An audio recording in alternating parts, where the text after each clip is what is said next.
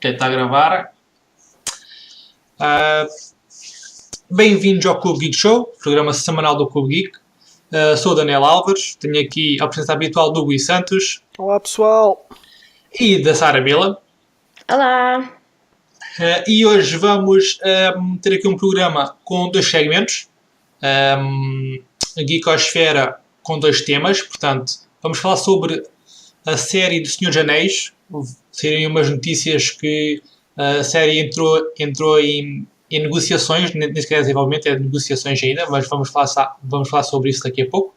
E vamos também falar sobre teorias de Stranger Things. Portanto, nós já vimos a segunda temporada e o que é que nós achamos que vai acontecer, teorias que nós temos, teorias que a internet tem, vamos discutir isso tudo. No final do programa temos o habitual segmento da opção da semana.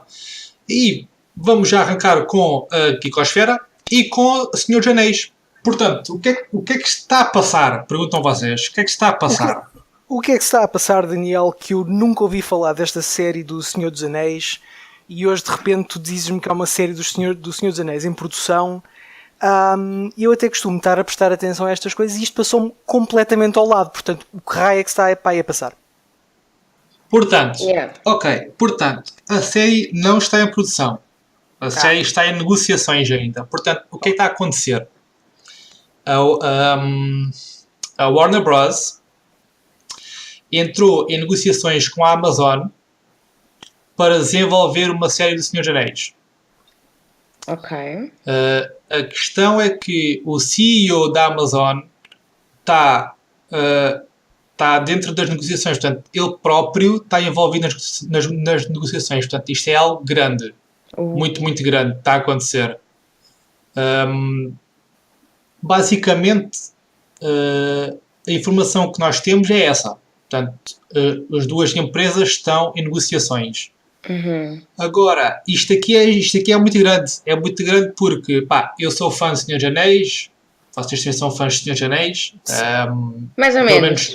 Pelo menos o Gui eu sei que é fã de Senhor dos Anéis. E ver uma série de Senhor dos Anéis é algo que, hoje em dia, depois de nós vermos Guerra dos Tronos, nós sabemos que é possível haver uma série de Senhor dos Anéis. Até é possível fazerem uma série de Senhor dos Anéis e uma série como deve ser. Agora, como é que isto poderá ser estruturado? E é isso que eu vos pergunto a vocês. Começo já com o Gui. Como é que tu achas que nós vamos conseguir estruturar uma série do Senhor dos Anéis? É difícil, porque se estamos a... Uma coisa é falar do Senhor dos Anéis propriamente dito, outra coisa é falar do universo alargado do Tolkien. Mas isto é Senhor dos Anéis. Aqui é específico.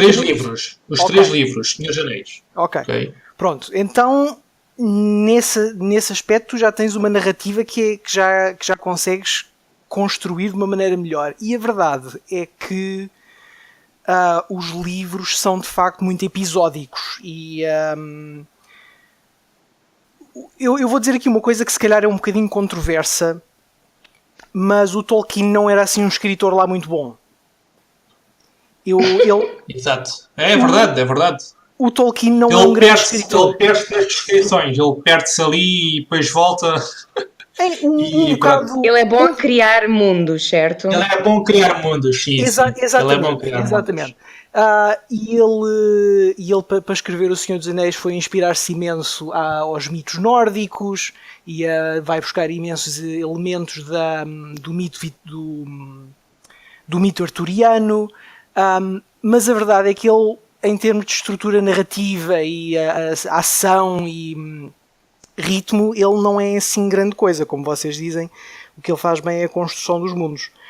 Portanto, o que isso faz é com que cada capítulo do livro seja de facto uma narrativazinha com princípio, meio e fim, porque ele não conseguia assim criar coisas muito mais complexas. Aquilo está cheio de significado e simbolismos e ideias de metáforas imensas, e aquilo está cheio de significados e temas e camadas de cima a baixo, sem dúvida nenhuma. Mas a narrativa é muito simples, é muito para a frente, do ponto A ao ponto B, com complicações pelo meio. E isso permite até mais facilmente criar uma série do que um filme. Eu diria que transformar aqueles livros numa narrativa de 3 filmes, provavelmente é mais difícil do que adaptá-los para uma série que por definição já é episódica. Exato. Então vamos já aqui começar a escrever a série, digamos. Ok? Portanto, quantas temporadas é que idealmente a série deveria ter? E se é possível adaptar tudo, se algo tem que ser cortado, se algo tem que ser mudado, o que é que vocês acham? Eu acho que poderiam ser 3 temporadas, mas para incluir mais pormenores, se calhar, não digo 6, mas talvez 5, não sei. 5 é um número agradável. Bizarro. Mas é um bocadinho bizarro porque não acompanham tipo o número dos livros. Eu sugeria talvez 3 temporadas com 12 episódios de 50 minutos cada uma, que é invulgarmente grande. Concordo com vocês. Agora já não se fazem assim séries com tantos episódios, sobretudo se eles são grandes. Mas é preciso dar a isto. Aliás, não, Sara, és capaz de ter razão. 5 ou 6 temporadas. Porque se há coisa que o Senhor dos Anéis é épico. E tu, para teres épico, tens de ter tempo. E portanto, precisavas de manter isto durante bastante tempo. Para teres a sensação das coisas a crescerem durante imenso tempo. Sim, sim. Mas eu quase que consigo ver, pelo menos baseando nos filmes, porque não li os livros, mais ou menos no meio de cada filme há assim um pico narrativo que dá para fazer uma espécie de final de temporada. Sim. Ou talvez mid-season finale. É porque, por exemplo... Mas... Diz. É assim, o que... Eu tinha a ideia, ok, 6 temporadas, porque eu sou fã, eu quero ver Senhor dos Anéis, para mim não acaba, não é? Só que agora que tu começaste a falar dos episódios de 1 hora, 3 temporadas com 10 episódios de 1 hora são 10 horas. Uma pessoa esquece disso, mas são 10 horas. Portanto, eles conseguiram adaptar cada livro em 3, 4 horas, se tivermos em conta as versões estendidas. Portanto, eles terem 10 horas por cada livro é muita hora. Portanto, se calhar em 3 temporadas eles conseguiam fazer uma coisa bem feita, sem inventar, uma adaptação super fiel, e ficava ali uma coisinha muito bem amarrada. Sim, eu percebo o que tu queres dizer.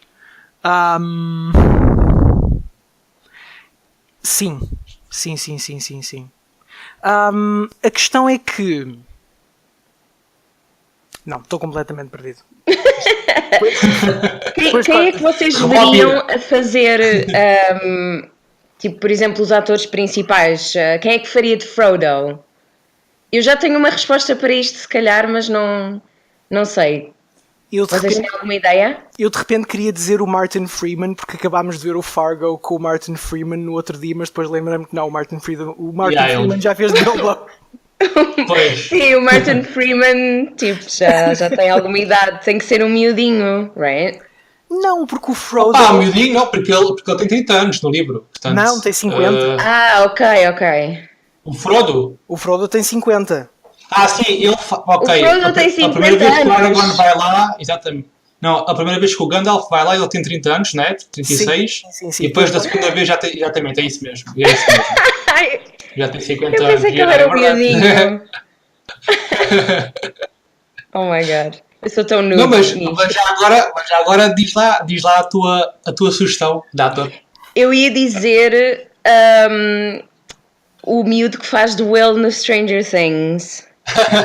Isso era... Acho que sim.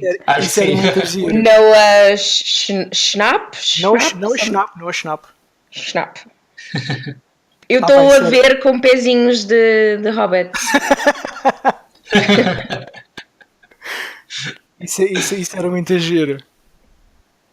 Não, mas... pronto. Yeah. Ele até a série estrear já ele teria... Mas é muito provável que eles façam como nos filmes e diminuam a idade das personagens para ser mais identificável. Yeah. Sim, provavelmente. Ter um Frodo de 50 anos acho que não é muito apetecível pelo público, digo eu, né? Não. Ter assim Mas é giro pensar o que é que estava na cabeça do Tolkien quando ele tomou essa decisão criativa. Sim. Eu acho que ele não havia nada na cabeça dele, meu, porque ele estava a escrever este livro basicamente para ele Pois, e epá, ele nunca pensou que jovens fossem a ler os livros dele. Digo, é o que eu acho. sim, é um bocado isso, porque todas as personagens dele, as personagens do Senhor dos Anéis, parece que, pelo menos no livro, o target demographic são senhores ingleses de meia idade que usam aqueles coletezinhos de padrão de E sofá. relógio de bolso. Exato. Relógio de bolso. Yeah. Ok, então, Yeah. mas vamos então rebobinar um bocado. Portanto, faríamos 3 temporadas para a série toda, portanto, uma temporada por livro. Sim, Seria parece-me isso? bem. Parece-me bem. Ok. Portanto, tendo 10 horas, se fossem 10 episódios de 1 hora, seriam 10 horas. Eu acho que eles não precisariam de cortar nada. Pelo menos do primeiro e do segundo livro. Do terceiro livro já tem os apêndices, mas eles podem nem sequer tocar nisso, né? Não, isso não Mas era do primeiro e preciso. do segundo. Exato. Do primeiro e do segundo livro, eu acho que eles não precisavam de cortar nada, nem sequer muita coisa que o Peter Jackson cortou, que acho que poderiam muito bem pôr na série. Opa, agora com episódios de 50 minutos e com a criatividade que eu tenho visto por aí a ser usada no cinema e na televisão, imagina um episódio muito bem feito só com a aventura que eles têm com o Tom Bombadil. Exatamente, era mesmo isso que estava a pensar. Portanto, toda a parte do Tom Bombadil seria um episódio.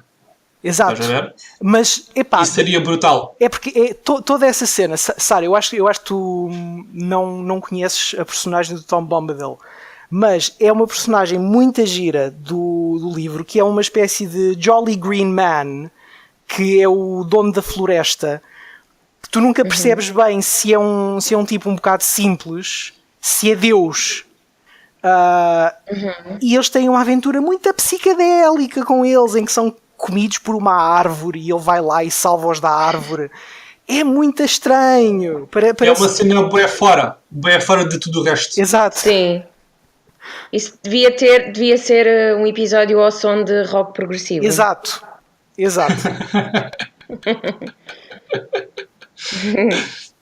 Eu veria isso. Ok. Agora, não nos podemos esquecer que a Warner Bros. Também tem os direitos do Hobbit, que fez os filmes, foram uma desgraça, toda a gente sabe, toda a gente viu, infelizmente. Yeah. Será que eles não juntariam as duas coisas e fariam, tipo, por exemplo, uma série com os 4 livros? Por exemplo, começavam com o Hobbit, tipo, sei lá, 2 temporadas, uma temporada. Depois arrancavam com o Senhor dos Anéis. O que é que vocês acham disso? Eu acho que ainda é muito cedo para fazer o Hobbit. Eu sinto que foi há pouco tempo que vimos o último no cinema. O Senhor dos Anéis já passou algum tempo, mas o Hobbit ainda está fresco. Não sei se eles fizessem isso, acho que não começariam por aí, pelo menos. Ok. O que é que achas, Gui? E sobretudo porque o Hobbit deixou, e eles sabem, deixou um mau gosto na boca das pessoas. E tornou-se um bocado numa piada. E portanto eu acho que eles manter-se-iam afastados disso durante muito tempo. Ok.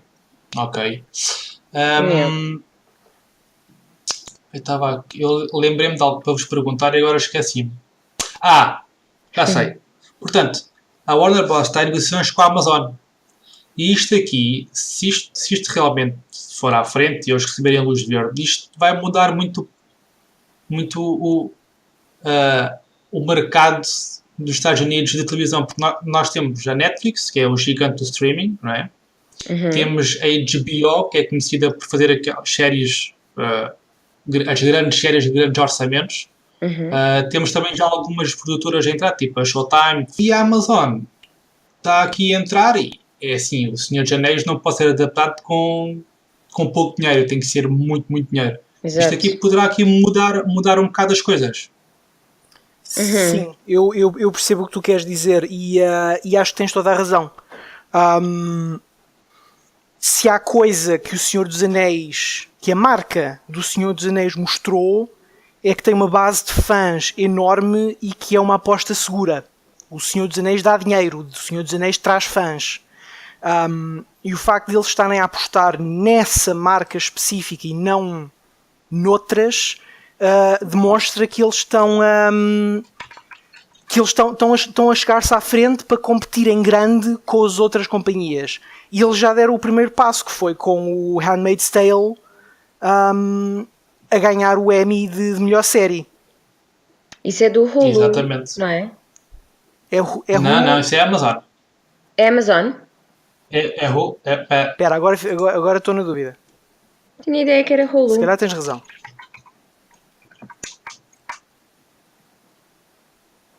Acho que é. É Hulu, é Hulu. Tens toda a razão. Não é Amazon, é Hulu. Mas pronto, já é um serviço de streaming Sim. dos mais pequenos que teve assim um grande boom de uma série. Sim, pronto, Exato. então eu diria então uma coisa diferente, que a Amazon, esta série do Senhor dos Anéis é a tentativa da Amazon de fazer o seu próprio Handmaid's Tale ou de fazer o seu próprio Orange is the New Black. Sim, mas o Senhor dos Anéis, tipo, em televisão, se isso acontecer de facto, então é um evento da televisão, tipo, monumental. Sim, exatamente. Sim, vai ser muito e maior. Vai ser muito maior do que Guerra dos Tronos, é que não se compara. Pois, é isso. Não se compara, porque assim, Guerra dos Tronos conquistou o público, porque tu tinhas os fãs dos livros, mas não eram livros conhecidos do público em geral, não é? Exato. Os Anéis é totalmente diferente, os Anéis têm uma base de fãs gigantesca. Exato.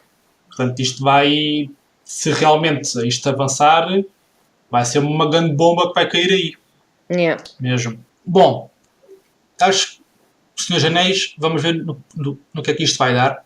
Ainda estamos em negociações, portanto vamos ver. Eu espero que isto avance, mas não será para breve, com a certeza. Portanto, vamos aqui já avançar para Stranger Things, as teorias para a terceira temporada. Eu sei que o Gui tem umas teorias preparadas, portanto, Gui, É verdade. desembucha. Ok, então, não contente com ter passado uma crítica inteira a dizer bem de Stranger Things, talvez quase exageradamente, ou não, hiperbolicamente, eu não exagerei, tudo aquilo que eu disse é absolutamente verdade. Mas não contente com isso, fui pesquisar a internet à procura de teorias de Stranger Things. As coisas mais rebuscadas, ou as mais interessantes, ou as mais credíveis. Vocês é que me vão dizer, numa escala de 0 a 10, quão prováveis são estas teorias que eu vos vou dizer. E portanto vamos saltar para isto imediatamente. E a primeira teoria que eu vos quero falar é a propósito do universo de Stranger Things estar ligado ao universo do It, o filme que estreou agora há pouco tempo, com o palhaço Pennywise, que nós fizemos um episódio acerca disso há um mês talvez. Mas pronto. Há um mês, pá, aí sim. Ok, então, nós sabemos que os Duffer Brothers vão buscar imensa inspiração à obra do Stephen King. E isso levanta aqui uma possibilidade interessante acerca da personagem do Bob Newby. Nós vemos nesta segunda temporada que quando o Bob Newby está a tentar encorajar o Will a fazer frente ao Shadow Monster, conta-lhe uma história sobre como, quando ele próprio era criança, era atormentado nos seus sonhos por um palhaço assustador que lhe oferecia um balão. E agora, isto por si só já é sugestivo o suficiente. Mas ouçam isto. Lembrem-se que durante esta série nós ficamos com a confirmação que os pais do Bob são do Maine e que o facto de ele ter os pesadelos quando era criança põe isso a acontecer mais ou menos durante os anos 50. Ora, a história do Stephen King, o It, passa-se exatamente no Maine durante os anos 50 e envolve o palhaço Pennywise que aterroriza as crianças tomando a forma do seu maior medo. Tan, tan, tan, tan. Agora, adicionem a isto o facto de sabermos que o Bob conseguiu derrotar o palhaço dos pesadelos quando deixa de ter medo dele. Tan, tan, tan, Tan, tan. tan, tan. Oh Faz meu sentido. Deus, isso está giro, está giro, arrepiou giro. um bocadinho, arrepiou. Está giro, está giro. Yeah, Está giro e parece que é algo de propósito que eles fizeram. Sim, yeah, eu yeah. acredito que seja de propósito. Não acho que haja. Eu não acho que o. Sim. Que o Pennywise vai aparecer. Exato, Não é? não acho que o Pennywise vá aparecer de facto, mas isto é demasiado específico para não ter sido propositado. Yeah. Sim, É fofinho, concordo, é fofinho. concordo, é fofinho. Yeah. Pronto, então, numa escala de 0 a 10, que nota é que vocês dão à probabilidade disto ser mesmo verdade dentro da série? Portanto, é assim, probabilidade 0. Uma coisa gira que eles puseram, 10. Ok. Sara, achas que é possível de facto? Deixa-me tentar convencer-te. Ok, força. O Pennywise, dentro da história do Stephen King, é uma representação que o Stephen King tem de horror cósmico. Ou seja, o Pennywise não é um palhaço. É uma entidade cósmica primitiva, ou seja, basicamente o Cthulhu, que se manifesta no medo de cada pessoa. Exatamente. E agora, o que é que nós... Eu gosto disso. E especificamente, o Pennywise vem de uma dimensão diferente. O Shadow Monster esteve lá all along. Tipo, yeah. Pennywise é o Shadow Monster. O Pennywise é... Pera. E agora a internet explodiu. Pera. Aquilo que estava a possuir o Will, estava a pensar se essa parte do Shadow Monster, essa pequena parte do Shadow Monster seria o Pennywise. Não sei. Estou só a pensar em voz alta. Mas eu diria que sim, que é provável, não sei, de 1 a 10, 0 a 10, talvez 7. Ok. Se calhar um 7, sim. Achas mesmo que vais ver o Pennywise na terceira temporada de Stranger Things? Não sei. Num episódio de flashback ou algo assim, estou a pensar que se calhar é possível. Okay. Se eles quiserem ir por aí, claro. Mas sim, acredito que sim. Não sei. Ok. Próxima teoria. Eu gostava de ver isso. Conta. Próxima teoria. Acerca das origens do Upside Down. O que é o Upside Down? Porquê é que o Upside Down é como é? Porquê é que tem o aspecto que tem? E o que é na realidade o Upside Down?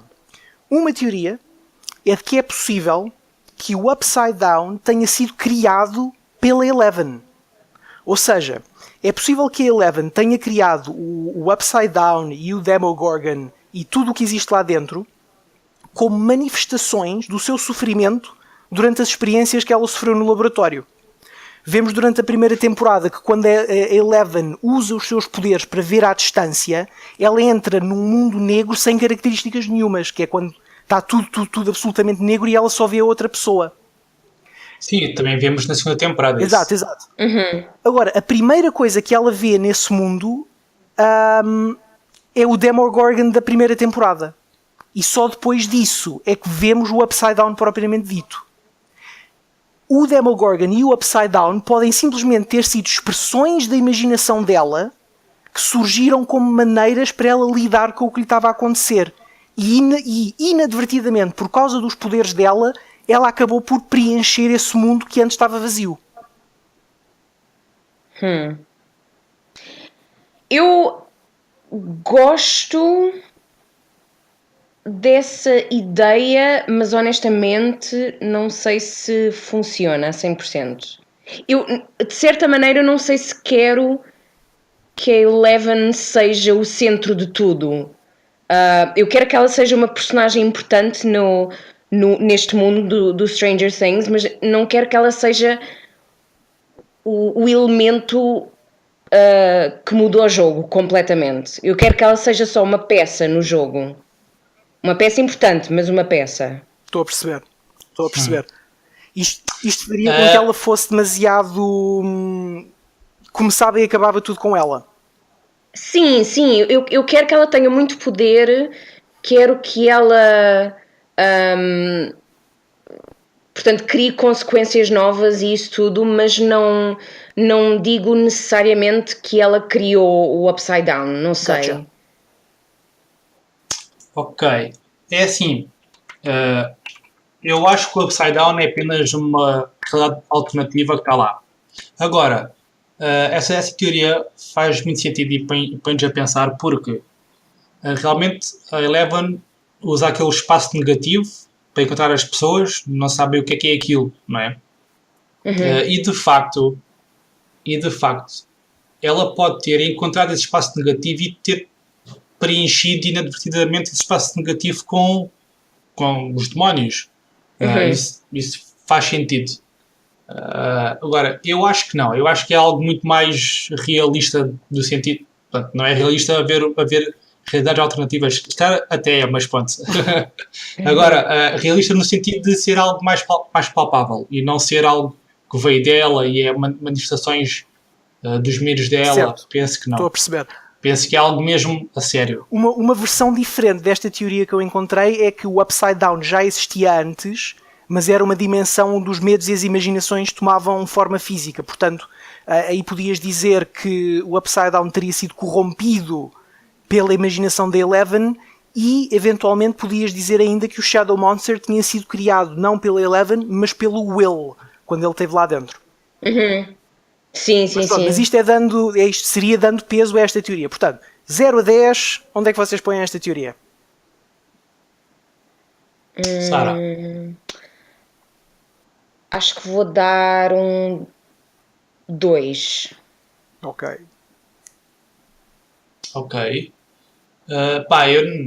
Eu ponho uma coisa mais alta. Vou pôr um 5 para ficar ali no meio. Ok. Então, vamos passar já à teoria seguinte. O que é que nós sabemos... Hello? Estou aqui. O que é que nós sabemos acerca de o que é que são, de facto, o Demogorgon, os tentáculos e até o Shadow Monster? O que é que sabemos acerca deles? Portanto, todas as cenas do Upside Down mostram umas partículas flutuantes que aparentemente são libertadas por umas estruturas orgânicas nas paredes. E isto faz lembrar a maneira como os cogumelos libertam esporos para o ar. Também sabemos que os monstros do Upside Down gostam de frio, não gostam de luz, são destruídos por fogo e quando infectam as abóboras lá dos campos fazem isso decompondo-as. E tudo isto são características típicas de fungos. Também sabemos que os Demodogs são controlados por uma espécie de inteligência central, uma mente coletiva. E que os tentáculos, que são a principal maneira de como a corrupção se espalha.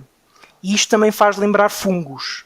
No sentido em que, quando vemos vários cogumelos no chão, mesmo que estejam separados por alguns metros, o mais certo é que esses cogumelos todos pertençam ao mesmo organismo, que se espalhou no solo e foi espalhando tentáculos debaixo da relva e depois faz crescer um cogumelo aqui e um cogumelo ali. Também vale a pena aqui mencionar que o maior organismo na Terra é um fungo, em particular, que cobre uma área de 3,8 km. Agora, o que eu gosto mais nesta teoria do Demogorgon e os tentáculos e os Shadow Monsters serem fungos é o seguinte. Na primeira temporada de Stranger Things, que se passa em 1983, eles estão a jogar Dungeons and Dragons, certo? E isso pronuncia a chegada do monstro a que eles chamam o Demogorgon.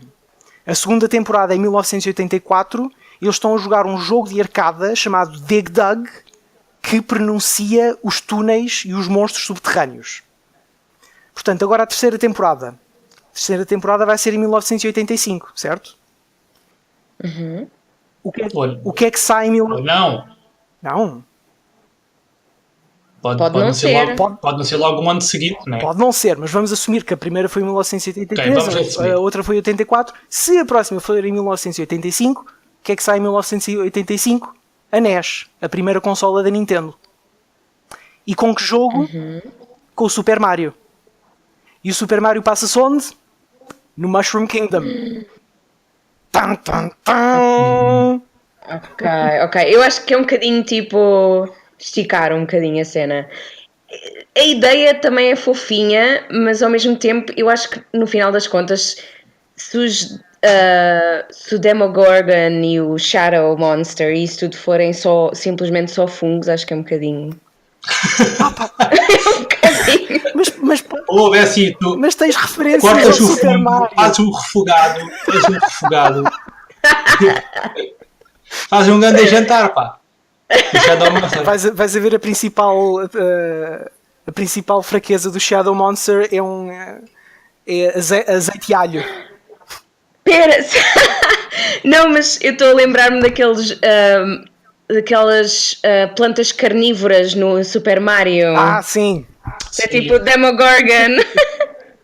É o Demogorgon. Pois é, com os dentinhos. Mas olha, Sim. agora por estarmos a falar sobre Demogorgon e os Demogods, como é que é?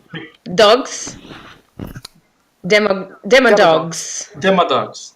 Bom, então a cena é o Demogorgon é a evolução dos Demodogs ou eles são coisas diferentes? Eu acho que ficou implícito que se os Demodogs tivessem crescido mais, transformavam-se num Demogorgon. Eu também acho que sim. É toda aquela logística do Alien e o Alien pequenino. Exato. Eu acho que é isso. Mas quer dizer, na situação do Alien eles são mesmo diferentes, são mesmo espécies diferentes, Sim, certo? eles são espécies diferentes. Portanto, Yeah. não sei. Mas sim. Acho que se calhar se eles crescessem mais um bocadinho eram Demogorgons. Ok. Ok, então 0 a 10 a possibilidade de eles serem todos fungos e isso acontecer na terceira temporada à custa do Super Mario. 2. Ok, temos um 2. 4. 4, ok. Está a piorar, teoria para teoria. Eu sinto o peso desta escolha. Ok. Esta outra que eu vou explicar agora, acerca das possíveis origens do Shadow Monster, isto não é bem uma teoria, é mais especulação, com base nas coisas que nós temos visto. Portanto, sabemos que a Eleven tem uma tatuagem de um 11 no braço e que a sua irmã Kali tem um 8, o que implica, obviamente, que há pelo menos mais 9 crianças que foram alvo das experiências do Dr. Brenner. E se o Shadow Monster fosse a primeira dessas crianças, a 001? Ela podia ter ficado presa no Upside Down durante anos e anos e anos. Os poderes dela tinham-se desenvolvido imenso e ela tinha-se tornado incrivelmente poderosa e mortífera. E estava agora a tentar entrar na dimensão normal para se vingar das pessoas que lhe tinham feito mal. Já gosto mais disto. Isso é giro. Isso é uma boa teoria. Gosto. Eu também Há estou a mais gostar na desta. teoria ou é só essa? Há mais. Há aqui mais duas ideias. Então vamos. Para as origens do Shadow Monster. Outra especulação interessante que eu vi foi que o Shadow Monster poderia ser o Dr. Brenner. Ou seja, nós, por um lado, no fim da primeira temporada, vimos o Dr. Brenner a ser arrastado por um Demogorgon. Não sabemos se o matou, não o vimos morrer. É isso que importa. E agora, durante esta segunda temporada, também tivemos a confirmação que o Dr. Brenner ainda está vivo. Portanto, temos aqui duas coisas a acontecerem que, em princípio, não poderiam ser compatíveis. A especulação é que o Demogorgon arrastou o Dr. Brenner para o Upside Down, onde, por causa das coisas dimensionais e talvez no Upside Down o tempo passa de uma maneira diferente, o Brenner ficou lá tempo suficiente para se transformar no Shadow Monster.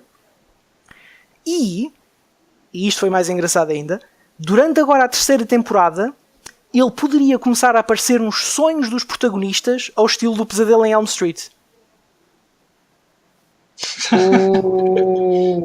Isto é muito rebuscado. Ok. Este é a que eu gosto mais até agora. Do Dr. Brenner. Sim, mas também gosto da outra, da primeira criança.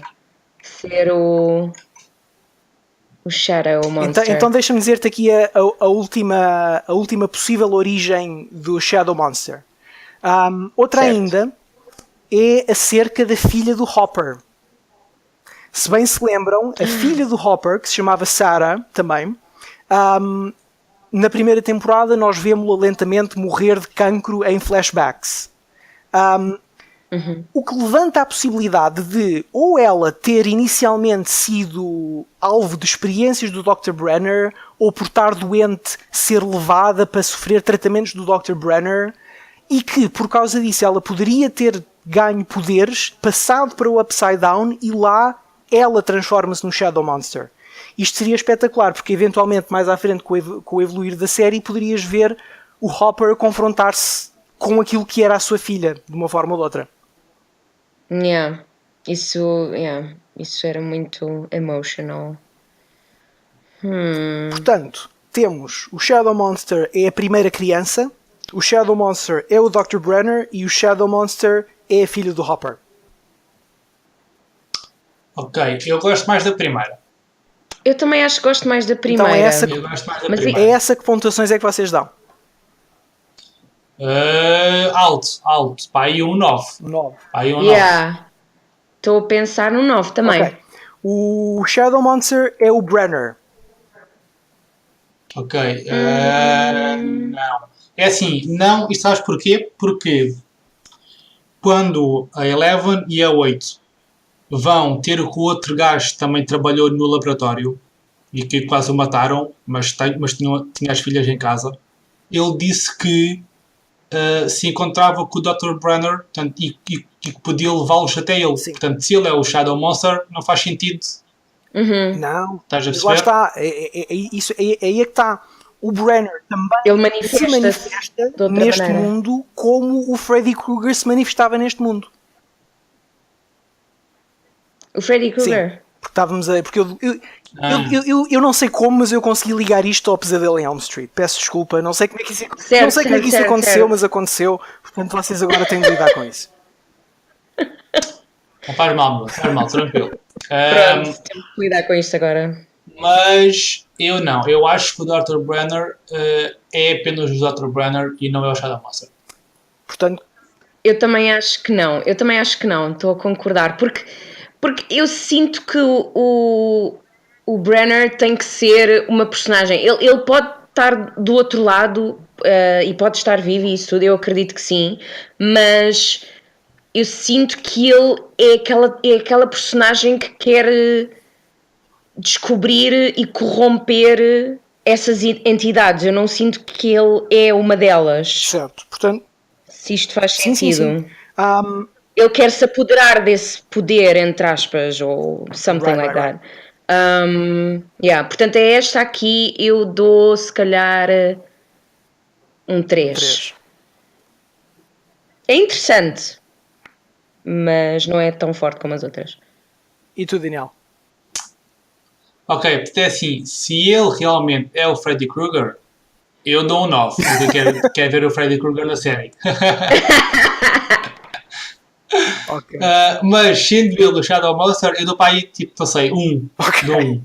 Então vamos pôr 1, porque a pergunta é se o Brenner é o Shadow Monster. E a filha do Hopper é o Shadow Monster.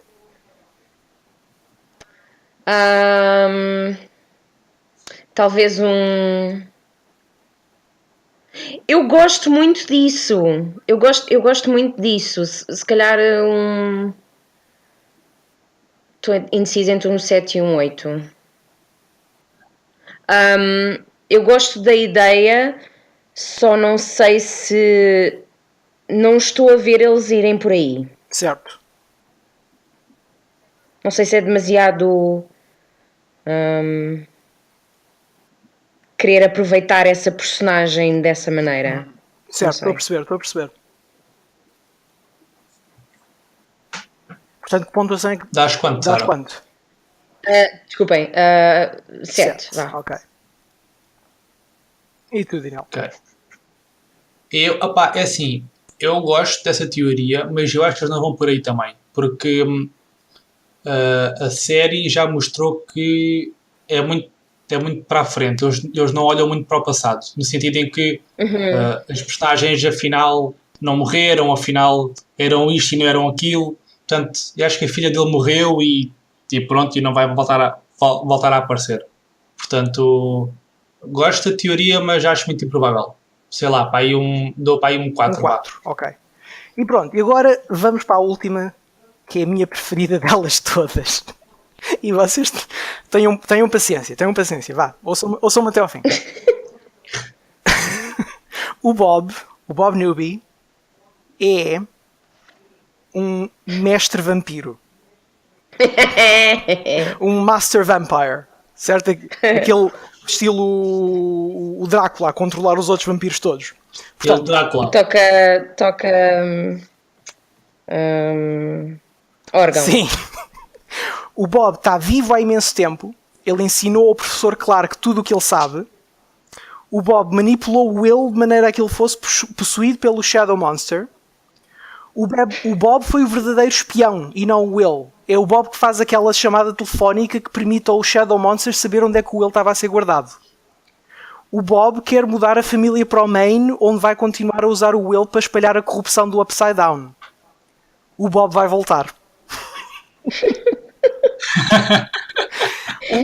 Isto é tipo hilariante. O Bob poderá ter sido a primeira entidade que escapou do Upside Down e, como se isto não fosse suficiente, o pai do Billy, lembram-se do Billy, o irmão da Max? O pai do Billy também é um vampiro e o Billy também é um vampiro, e na próxima temporada vamos ter referências aos Lost Boys, que é aquele filme de vampiros dos anos 80 com adolescentes vestidos de punks.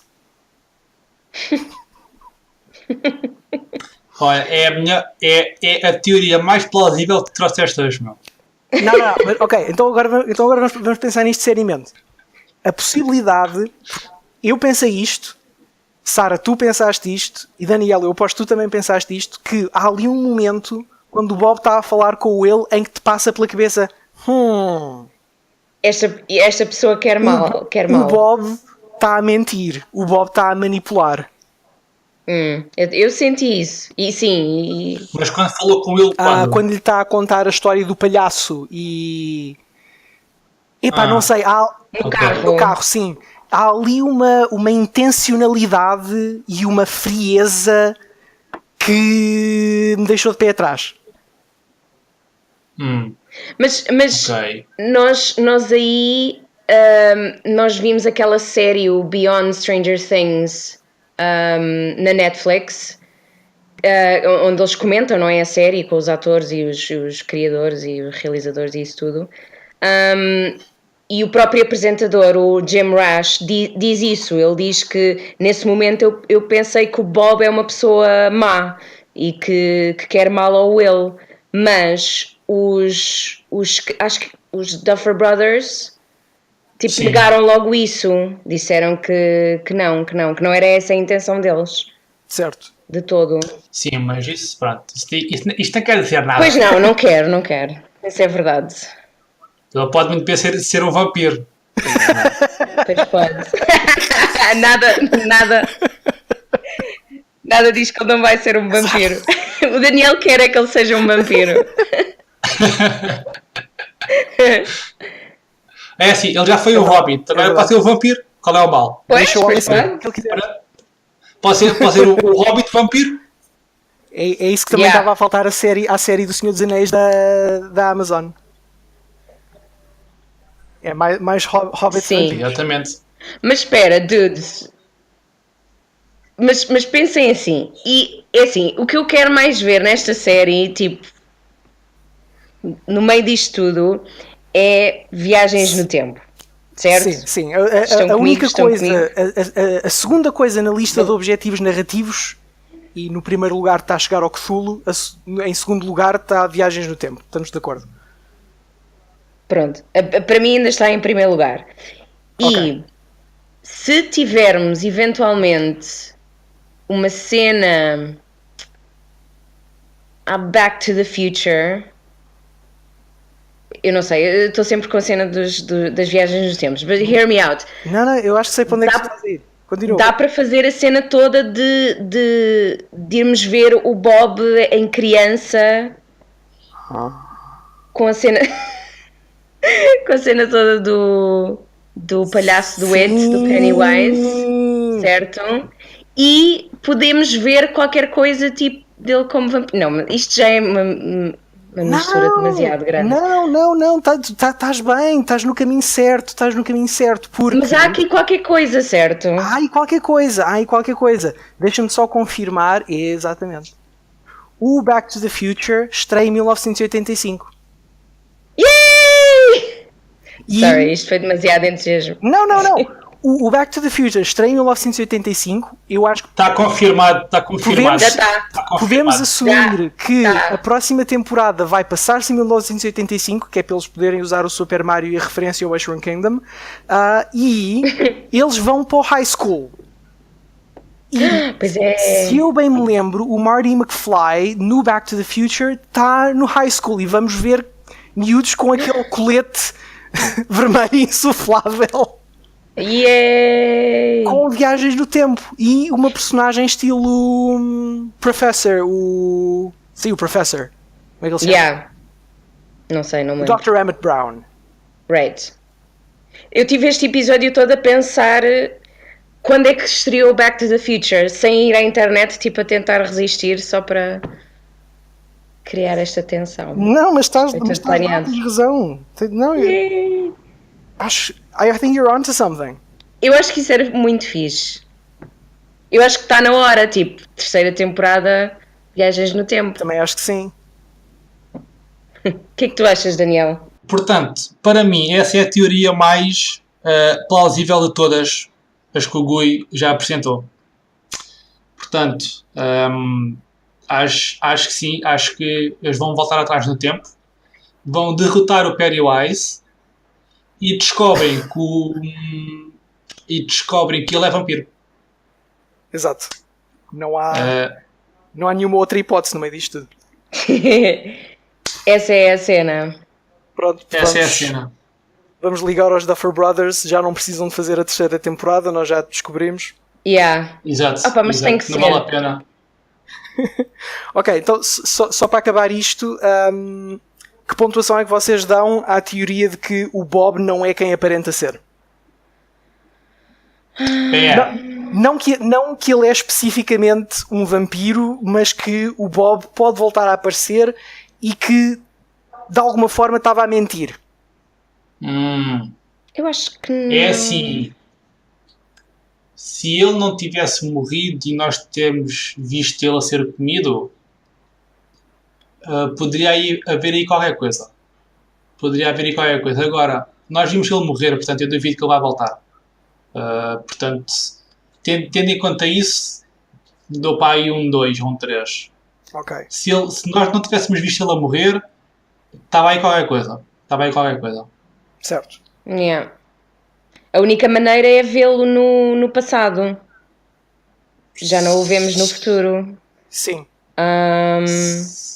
Sim, mas para isso teria que haver uma personagem que tivesse ligação com ele, que é para, de certa forma, contar o passado, não é? Sim. Porque eles vão fazer um flashback do nada. Epá, acho que não. Sim, estou a perceber. Sim, e para quê, não é? O Bob não é assim tão importante para o world building do Stranger Things, portanto não... Isso é o que eles querem que tu penses. Pois, isso é o que ele quer que tu penses. O Bob é um vampiro.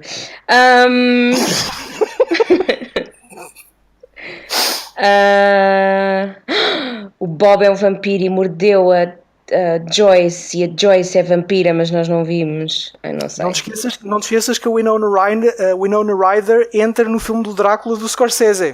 Não, do Coppola. Pois é. Está tudo interligado. E o Bob está vestido de Drácula na festa de Halloween. Pois é.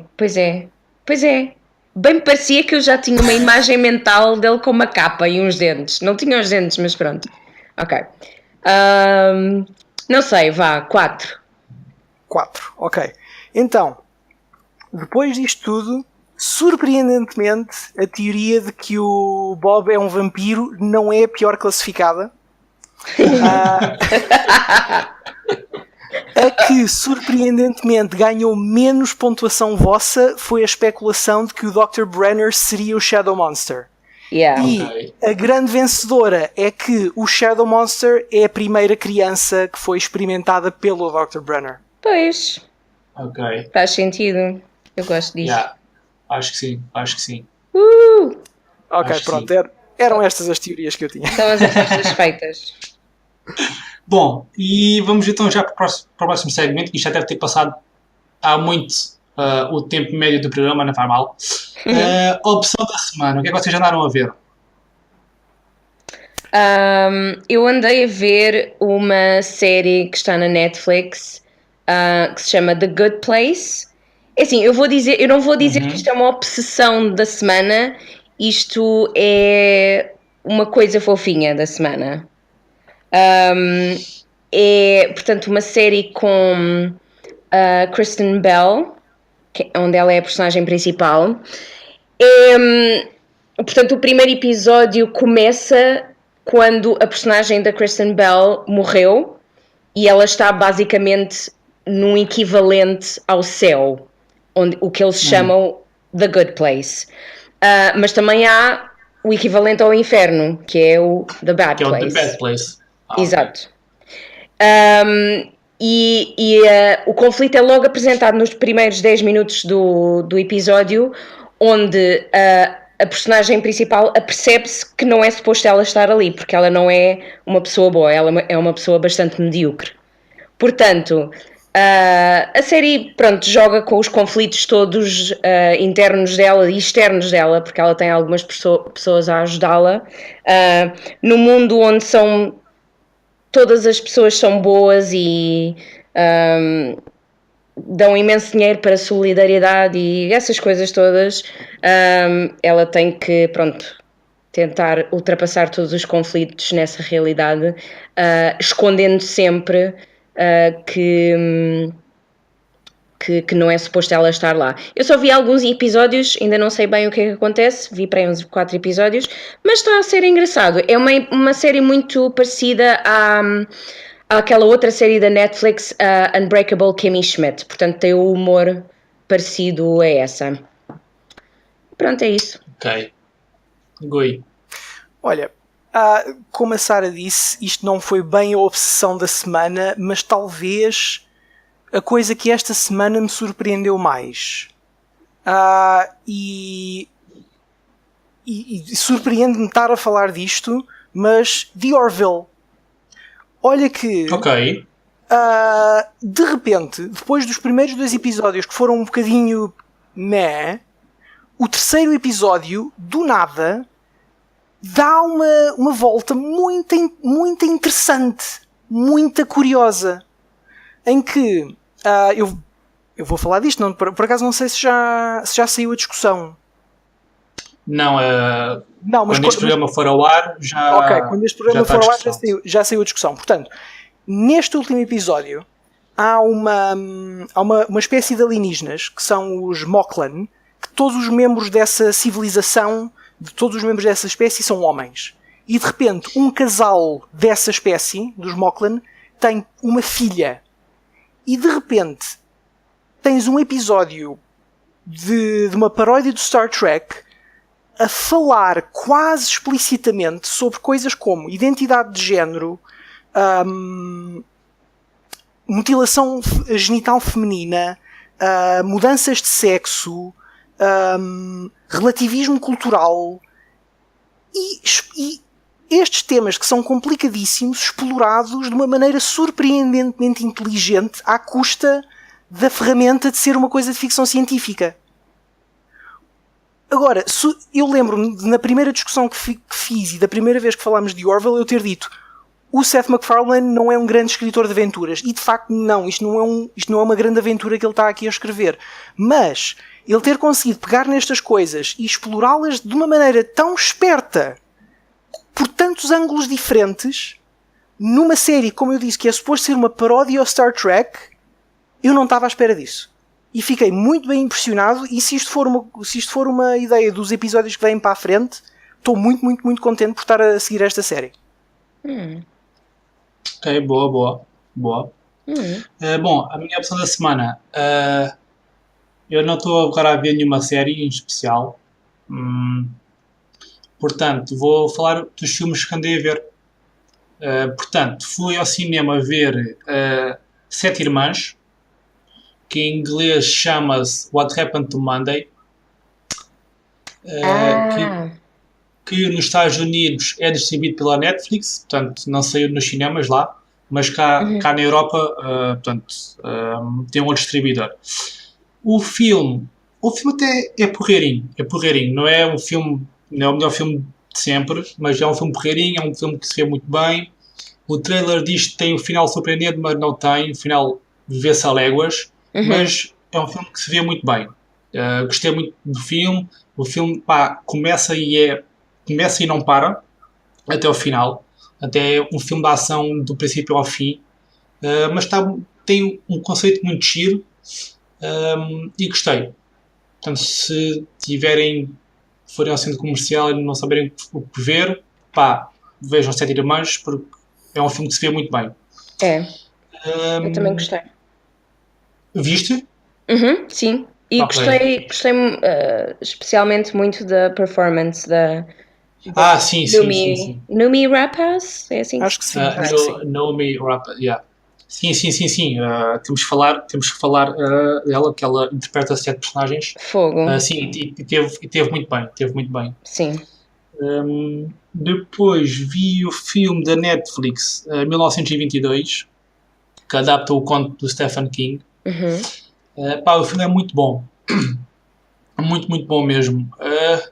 É um drama sobre os demónios pessoais de um homem, sobre ele viver com as consequências daquilo que fez e como isso afeta a família, afeta tudo à sua volta. É um filme excelente mesmo. E eu estava a ver o filme e olhava para o ator principal e dizia, eu conheço este ator de algum lado. Depois de repente pensava, mas este é o Thomas Jane. E depois na cena seguinte, não pode ser o Thomas Jane. E depois no final, nos créditos realmente dizia lá Thomas Jane. E o gajo está completamente transformado. Mas completamente mesmo. E ele não usa próteses, não usa nada, mas ele criou uma personagem que é tão diferente dele e está tão bem feita que nem parece ele mesmo. Portanto, tem aqui uma interpretação mesmo excelente. E não é o único. Todos os atores do filme têm grandes interpretações. E a história é muito boa, é um descer do poço mesmo. É super depressivo, é super dramático. Eu gostei muito do filme. 1922, curioso. da Netflix. Certo. Vi também um documentário da Netflix que agora não me lembro o nome, mas é sobre o autor de um livro que eu também não fazia ideia que existia, mas pelos vistos é o livro mais polémico do século XX, que é o The Anarchist Cookbook. Sim. Já viram falar? Sim. Pronto, e é sobre o autor do livro.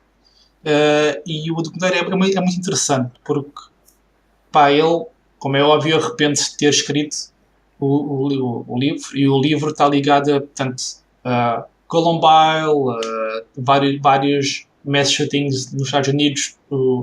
Os atiradores leram o livro, portanto, o livro está ligado a vários atentados, e é muito interessante descobrir as motivações do autor para escrever o livro na altura, que ele tinha 17, 18 anos, portanto era um puto, e escreveu o livro, e agora ele tem que ser 50, e é muito interessante ele olhar para trás e saber que escreveu o livro mais polémico do século XX. E é muito interessante o documentário. Eu estava aqui a tentar ver o nome do documentário. Portanto, o livro é uma espécie de com licença, deve ter servido como uma espécie de manual para... É assim, o livro basicamente é um cookbook, é um Para- manual. Ele diz como fazer bombas, Pois, ele exato. diz como matar, ele diz como fazer tudo, Yeah. percebes? Mas Então, não- como mas- matar. Mas uma das coisas, se eu bem me lembro, e se estamos a falar do mesmo livro, não é só, e isto é só para exemplificar o tipo de conteúdo que está no livro. Não é só ele ensinar-te a fazer como é que fazes um cocktail Molotov, ele também te ensina, por exemplo, qual é a sequência certa de pedidos que tu tens de fazer no McDonald's para emperrar completamente a cozinha. Portanto, Sim, é anarquia. É exatamente, anarquia. é isso. Sim, Portanto, sim. completa. Certo. Portanto, eu já descobri o nome do documentário, chama-se American Anarchist. Ok. É do ano passado. Portanto, eu gostei muito do documentário. E eu não fazia ideia que isto existia. Portanto, para mim foi um abre-olhos. Foi, what the fuck, isto existe. Eu nunca tinha ouvido falar deste livro. E pelos vistos, epá, é um livro muito, muito conhecido. E é muito interessante ver a perspectiva de um autor, sei lá, 50 anos depois, e ver o que é que ele acha disto tudo e do significado do livro e do peso que teve na história. Muito interessante o documentário. Isso parece Portanto, muito interessante, de facto. yeah. Portanto, sim, as minhas opções da semana foram estas. Ok. Boas opções. Sim. Melhores do que conhecido, eu diria. Este programa é o 10º programa. É assim, nós já passámos uma hora do programa, portanto, eu estou completamente a cagar já desta altura que eu vou falar. Já ninguém está a ouvir de qualquer maneira. Já toda a gente desligou a cena, portanto, caga nisso. Portanto, isto aqui é assim um programa do Cook Geek Show, são 10 semanas. E nós já estamos no iTunes, portanto, é só procurar. Também vai estar os links, se estás a ver no YouTube, vão estar os links aqui na descrição. Portanto, já estamos no iTunes, já estamos em vários serviços de streaming de podcasts. Portanto, é só mesmo ir lá e ouvir. Está no site, está no YouTube, portanto... Tem o SoundCloud. Está no SoundCloud, sim. Portanto, o SoundCloud é a base, portanto, é lá onde nós publicamos o podcast, portanto, depois que distribuímos, portanto, também está no SoundCloud. Portanto, pá, não há desculpas para não ouvir. Yeah. Se nos estás a ouvir no YouTube, já estás a lenga-lenga, deixa aí um comentário sobre as tuas teorias para Stranger Things. O que é que tu achas da série do Senhor dos Anéis? Sobre a tua opção da semana também, que é muito interessante. Partilha o vídeo, subscreve o canal, toca no sininho. Pá, toca no sininho, é muito importante. Olha o sininho. Se nos estás a ouvir aí no mundo, vai ao site, estão lá os links todos sobre este programa. E vemos no próximo programa. Gui, Sara, adiós. Adeus. Até a próxima. Tchau, tchau. Tchau, pessoal. Pessoal. Tchau.